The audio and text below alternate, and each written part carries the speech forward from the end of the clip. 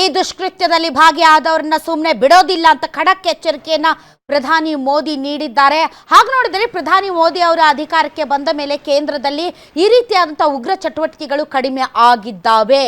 Frequent ಆಗಿ ಏನು ಬಾಂಬ್ಗಳು ಸಿಡಿತಾ ಇದ್ವು, tiffin bomb, suitcase bomb, cycle bomb ಅವೆಲ್ಲ ಕಡಿಮೆ ಆಗಿದ್ವು. ಆದರೆ ಇವತ್ತು ಏನು ಈ ಒಂದು ಸ್ಫೋಟ ಸಂಭವಿಸಿದೆ, ಇದೇನಾದರೂ ಉಗ್ರರ ಕೃತ್ಯ ಆಗಿದ್ರೆ ಈ ವಿಚಾರದಲ್ಲಿ ಯಾವುದೇ ಕಾರಣಕ್ಕೂ ಸುಮ್ಮನೆ ಬಿಡಬಾರ್ದು ಅನ್ನೋದು ಇಡೀ ರಾಷ್ಟ್ರದ ಜನರ ಒಂದು ಆಸೆ ಮತ್ತು ಅಭಿಲಾಷೆ. ಆ ವಿಚಾರದಲ್ಲಿ ನರೇಂದ್ರ ಮೋದಿ ಅವರು ಯಾವತ್ತೂ ಕೂಡ ರಾಜಿ ಮಾಡ್ಕೊಳ್ಳೋದಿಲ್ಲ ಅನ್ನೋದು ಭಾರತದ ಪ್ರತಿಯೊಬ್ಬ ನಾಗರಿಕನ ಯೋಚನೆ. ಈ ನಿಟ್ಟಿನಲ್ಲಿ ಪ್ರಧಾನಿ ಮೋದಿ ಅವರಾಯಿತು, ಅಮಿತ್ ಶಾ ಮತ್ತು ರಾಜನಾಥ್ ಸಿಂಗ್ ರಕ್ಷಣಾ ಸಚಿವರು ಸುಮ್ಮನೆ ಬಿಡಬಾರ್ದು ಅನ್ನೋದು ಈಗಾಗಲೇ ಎಲ್ಲ ಕಡೆಯಿಂದ ಕೇಳಿ ಬರ್ತಾ ಇರುವಂತಹ ಮಾತು. ಅದನ್ನೇ ಪ್ರಧಾನಿ ಮೋದಿ ಹೇಳ್ತಾ ಇದ್ದಾರೆ. ಈ ಮಧ್ಯೆ ರಕ್ಷಣಾ ಸಚಿವ ರಾಜನಾಥ್ ಸಿಂಗ್ ಕೂಡ ಖಡಕ್ ಎಚ್ಚರಿಕೆಯನ್ನ ಕೊಟ್ಟಿದ್ದಾರೆ. ಉಗ್ರ ಕೃತ್ಯದಲ್ಲಿ ಭಾಗಿಯಾದವರನ್ನ ಯಾವುದೇ ಕಾರಣಕ್ಕೂ ಸುಮ್ಮನೆ ಬಿಡೋದಿಲ್ಲ ಅಂತ ದೆಹಲಿ ಸ್ಫೋಟದಲ್ಲಿ ಮೃತರಿಗೆ ಸಂತಾಪವನ್ನ ವ್ಯಕ್ತಪಡಿಸಿದ್ದಾರೆ ರಾಜನಾಥ್ ಸಿಂಗ್. ಅಷ್ಟೇ ಅಲ್ಲ, ಈ ಘಟನೆ ಬಗ್ಗೆ ಎಲ್ಲ ಆಯಾಮದಲ್ಲೂ ನಾವು ತನಿಖೆ ಮಾಡ್ತಾ ಇದ್ದೀವಿ. ಒಂದು ವೇಳೆ ಇದು ಉಗ್ರರ ಕೃತ್ಯ ಆಗಿದ್ರೆ ಅವರನ್ನ ಮಾತ್ರ ನಾವು ಸುಮ್ಮನೆ ಬಿಡೋದಿಲ್ಲ ಅಂತ ರಕ್ಷಣಾ ಸಚಿವ ರಾಜನಾಥ್ ಸಿಂಗ್ ಹೇಳಿದ್ದಾರೆ.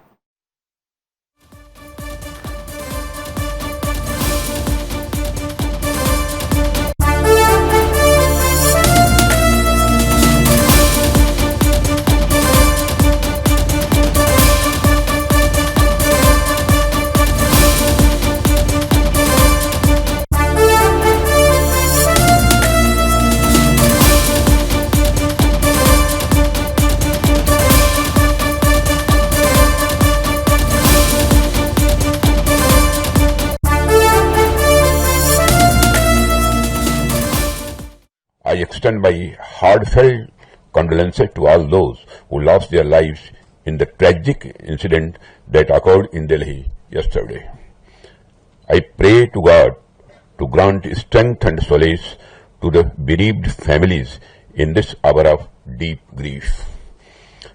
From this platform, I wish to assure my citizens that the country's leading investigative agencies are conducting a swift and thorough inquiry into the incident. The findings of the investigation will soon be made public.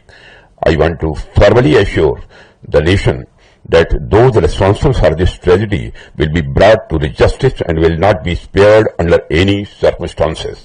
I extend my heartfelt condolences to all.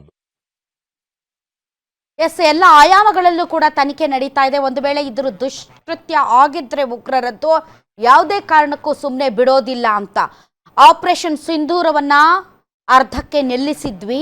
ಇದು ಒಂದು ವೇಳೆ ಉಗ್ರ ಸಂಘಟನೆಗಳ ದುಷ್ಕೃತ್ಯ ಆಗಿದ್ದರೆ ಈ operation ಸಿಂಧೂರ ಮುಂದುವರಿಯುವ ಎಲ್ಲ ಲಕ್ಷಣ ಇದೆ. ಆದರೆ ತನಿಖೆಯ ರಿಸಲ್ಟ್ ಸಂಜೆಯ ಹೊತ್ತಿಗೆ ಗೊತ್ತಾಗಲಿದೆ. ಇನ್ನು ದೆಹಲಿಯ ಕೆಂಪುಕೋಟೆ ಬಳಿ ನಡೆದಿರುವಂತಹ ಈ ಸ್ಫೋಟದ ಹಿನ್ನೆಲೆಯಲ್ಲಿ ದೇಶಾದ್ಯಂತ ಯಾವ ರೀತಿಯ ಕಟ್ಟೆಚ್ಚರವನ್ನು ವಹಿಸಲಾಗಿದೆ ಮತ್ತು ಇತ್ತೀಚೆಗೆ ಉಗ್ರರು ಹೆಣ್ಮಕ್ಕಳನ್ನ ದುಷ್ಕೃತ್ಯಗಳಿಗೆ ಬಳಸಿಕೊಳ್ತಾ ಇದ್ದಾರೆ ಅನ್ನುವಂತಹ ಹೊಸ ವಿಚಾರ ಹೊರಗಡೆ ಬರ್ತಾ ಇದೆ. ಅದಕ್ಕೆ ಸಂಬಂಧಪಟ್ಟಂತ ಡೀಟೇಲ್ಸ್ ನಿಮ್ಮ ಮುಂದೆ ಇಡ್ತೀವಿ.